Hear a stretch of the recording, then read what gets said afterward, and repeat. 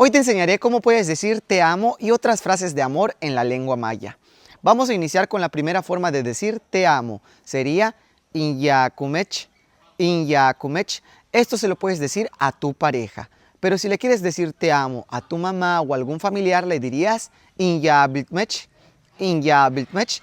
Te amo en torno a lo familiar. La segunda frase es mi amor, que se puede decir de la siguiente manera.